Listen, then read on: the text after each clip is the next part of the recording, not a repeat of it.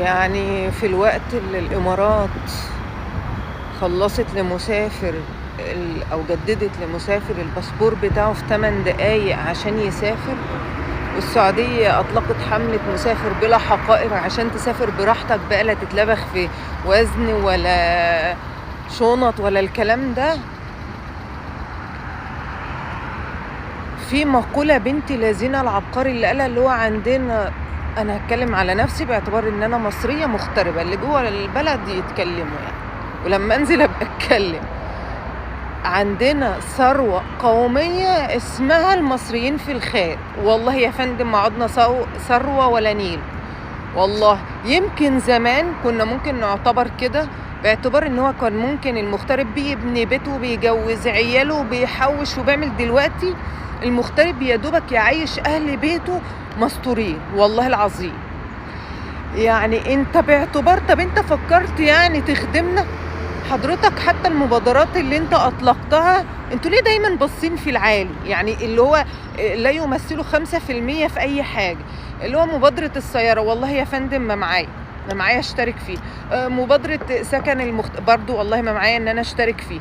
انا اقصى احلامي ان اقدر اجيب ولادي ان هم يجوا زيارة ويجوا استخدام، مع العلم ان مش كل المسميات الوظيفية ينفع انها تجيب عيالها استخدام. فتخيل بدل ما يستخدموا عيالهم فبيضطروا ان هم يجيبوهم زيارة، وما ادراك من المصاريف اللي بتدفعها عشان تجيب ولادك وسكن واكل وشرب.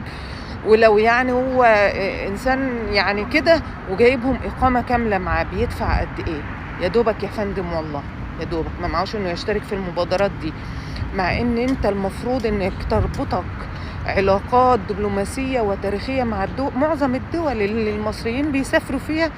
كنت فكر مثلا تقلل علينا الإقامات، تعمل لنا حاجات على الطيران، عروض على الطيران، تحفزني عشان لما تيجي تقول لي يا مصري يا اللي بره احول لك، لان انت عملت ومع ذلك انت ما عملتش، ومع ذلك بنعمل والله، وعملنا كل اللي نقدر عليه وعمرنا ما تخلينا عن البلد.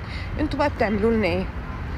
سؤال والواحد عايز والله حد يرد عليا فيه. انتوا بتدوروا ازاي يعني تكفرونا والله العظيم. انا عشان اجدد الباسبور بتاعي، لان انا المكان اللي انا فيه ما فيش فيه سفاره، فاضطريت اسافر للسفاره 4 ساعات، وعلى المرمطه اللي انا شفتها. مش معقوله يكون عندنا عباقره IT مش عارف تخلصي الموضوع ده على النت. عايز فلوس ماشي ندفع لك اونلاين من غير ما تبهدلني واسافر لك واروح واجي واعمل ليه كل ده؟ ان انا ارفع كل الاوراق اللي انتوا تقديم المدارس لاولادنا. وكمان يعني كملتها ان انا ابني بدل ما كان عنده 12 سنة فيجي، لا لازم بعد 18 سنة وانا اللي اجيبه وموافقات وبهدل. ليه بتعملوا فينا كده؟ والله العظيم ده لا يمكن واحد يكون بيخاف على الشعب ولا بيخاف على، معرفش انتوا قاصدين تطلعوا عقدكم النفسية علينا وتمرمطونا. يعني أليس فيكم رجل رشيد يهون الدنيا علينا؟ بدل ما احنا كفرانين، احنا ما عندناش مانع وعارفين ان الاضطرابات الاقتصادية مأثرة، وان مصر يعني محاطة بكوارث وبينها نار وبتحارب في كل الجهات وكل حاجة، بس حاول تهونوا علينا الحاجات اللي تقدروا عليها. ليه تمرمطونا في كل المصالح الحكومية شوية؟ ما ينفعش تحولها لي إلكتروني وارفع لك كل الاوراق اللي انت عايزها، وابعت لك الرسوم وكل حاجه من غير ما اخد مشوار واتبهدل واروح واجي؟ سهلوا لنا الدنيا، ربنا يسهل الدنيا عليكم يعني. ارحمونا يرحمكم الله. احنا ما بنطلبش حاجات كتير، ولا عمركم ولا البلد عمرها في حياتها تطلب مننا حاجه واحنا نتخلى عنها، بس يكون في شويه رحمه، ودي حاجات في ايديكم ومش هتبذلوا فيها مجهود ولا اي شيء.